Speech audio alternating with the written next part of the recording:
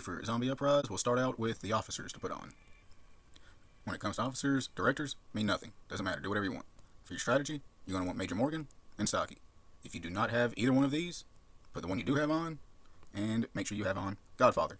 If you don't have either Morgan or Saki, put on Godfather and her. You want as many troops as possible. For your drill masters, there's only 3 that actually matter. Maria, Layla, and Simon. Don't care what you do with your other one. Doesn't matter. It won't affect anything. The reason you want these 3 is because they will, at all times, increase your troops' damage. Unlike other things that only do stuff to enemy troops. These will also affect monsters. And the same principle goes for your warfare. Excluding purples that have extra stars, just talking about base stats, if you don't have no extra stars, then you're going to want Aeon, Stormbow, Butterfly, Tifa, and then you're going to want also Big Dog and Rattlesnake. Them are your troops that will affect all monsters no matter what.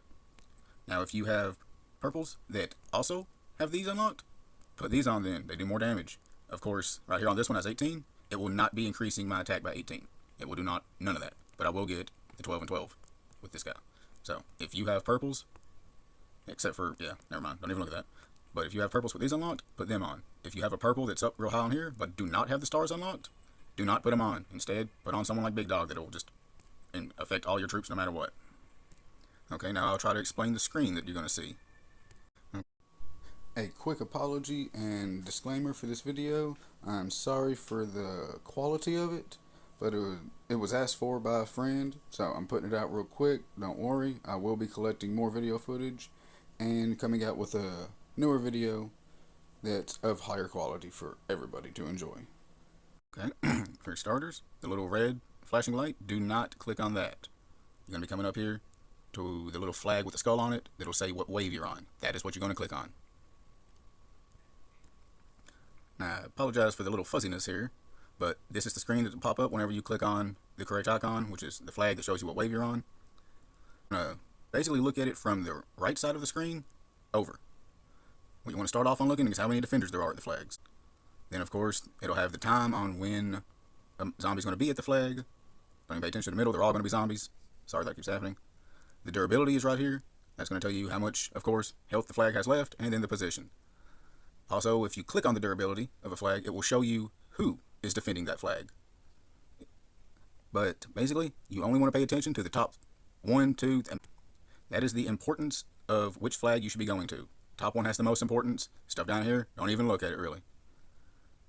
So basically, whenever you're going to a flag, what I like to do is just look at the last 2 numbers on the position. You'll go to it, you'll hit it, go to it, send your troops. Come back to this screen, because these numbers will move on you. So, if, say, 22, you hit it, you send troops there, you come back to this screen, now everything's went up some because this top one's gone, you'll find that 22 again, come down to the next one, hit that, send troops out to that flag. Now, whenever you get into a little bit higher waves, like this, when there's a lot going on, then really be wanting to pay attention to the defenders. And that'll be telling you how and which flag you should be sending to. Let's say, for example, the top flag has, we'll just say for numbers, 15 defenders on it. And then the middle flag, we'll say, has 5 defenders. And then this one down here has another 15 defenders. That'll let you know which ones to send defenders. Basically, if you're really strong and you can pretty much almost take out a zombie almost by yourself, especially in the lower levels, like below level 10 or wave 10, then yeah, go ahead and send troops to the second flag that has only 4 defenders at it. It'll help. It'll definitely help take that zombie out faster and kill it. Now, if you are a little bit weaker, and again, I ain't talking bad about nobody, this will be your own personal choice, but if you already know you cannot take out a zombie pretty much by yourself, do not join the flag that has 4 defenders. You're not really going to be doing much. What you're going to want to do with your troops is send them to the one that has 15 defenders on it, because your little bit of troops will definitely make that zombie die faster. And then when that zombie dies faster, then that means you and all other of these 15 people can now jump down to this 4 and then take that out a lot faster. Taking out this zombie and then having all of them come down here and take this out will make both of these die faster than if you just go to this 4 and these 15 up here are still working by themselves. Then they finally will get done and come down here and help you out. That takes actually longer than if we work as a team and try to pinpoint all of our power on one flag at a time. And there is just absolutely no reason for anybody online to be at a flag that's down here somewhere. There will be people at these flags, and the only people that should be on them are people that are not online and have already set troops out to stay at flags to help us out. Other than that, no one should be down here. This means nothing. And this flag down here could have 50% HP durability left. It doesn't matter, because if it does have 50 durability left and it's down here, that means the ones up here have even less than that, and we need to take them out even faster. Now, when you're out on this screen in the world looking at your flags, there will be 3 different things beside your troops, your armies, that it will be able to say. It'll say withdraw, retreat, speed up. If it's saying speed up, that means, of course, your troops are going somewhere. It'll either say en route or withdraw. Of course, en route means it's going to a flag. Withdraw means it's coming back to your base. If it says withdraw up here in the green, hit that withdraw, because all that means is that your troops are sitting at a flag doing nothing. They're just wasting time peddling around. Bring them back to your base.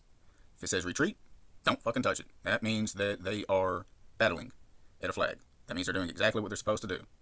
So what you want all this to say is either retreat or speed up. If it says withdraw, hit that withdraw, bring them back to your base, come back to this icon, and then you will find the next flag in order to send troops to. Then you'll just send troops back out to it. Now say that it said that it was 20 seconds away from the zombie to be hitting this flag, and it's going to be the next flag you're sending troops to. Well, if you already know that it's going to be taking around 10 to 15 seconds for your troops to get to that flag, and it's 20 seconds away from the zombie, then you can come to the screen, look at the flag, but do not send troops there. Wait. Basically, you're trying to do a time defense, because if you just start sending all your troops there and everyone does that, the flag's going to fill up, it's going to get maxed out on reinforcements, and then when your troops get there, then they are going to be sent right back home. Meaning, you're going to send your troops, they're going to get to the flag, bounce off, come back, start being on their way back to your city, then the zombie's going to hit the flag, and you're just sitting there waiting on troops to come back, and then when they get there to your base, then you can send them back out and they'll do something. So instead, if you can get there in 15 seconds, the zombie's 20 seconds away, come here, wait, count, 1, 2, 3, 4, 5. After the 5 seconds, then send your troops here. That way, as soon as the zombie hits, your troops will hit right afterwards, and it's a time defense, it's an infinite amount that can join in, you will never get kicked out. And of course, when you send them there, and they're going here, to the flag, go ahead and don't try to watch them, it's fun to watch, but if you got troops, you need to go ahead and hit this little icon, and have them going out to whatever troops you have in your city, go ahead and heading out to another flag to reinforce it. That's the whole gist of this. Basically, is you're just going to be paying attention to these, what this says up here about your troops. If anything ever says withdraw, you're going to be hitting withdraw. Then you're going to be coming here to hit this icon. Then you're just going to figure out which flag up here you need to send to next. You're going to hit it, send troops out to that flag. And then once you send troops to the flag, you're just going to come up here, hit withdraw on whatever you can withdraw, and then just go back to that button again. Just find the next flag, send them out to the next flag, withdraw whatever you can, and do that. And then within the meantime, of course, make sure that you're healing your troops either by just hitting the little button over here, or you can go all the way down into your base. When you go into your base, heal troops, make sure you heal everyone else, you hit the help button, so everyone else can heal their troops. And then just keep going back at it. It's just a little cycle of just hitting this button, sending troops, bringing troops back in, finding the flag, sending troops, bringing troops back in. If there is any questions, please feel free to ask me about anything. And the answers will be in the final video.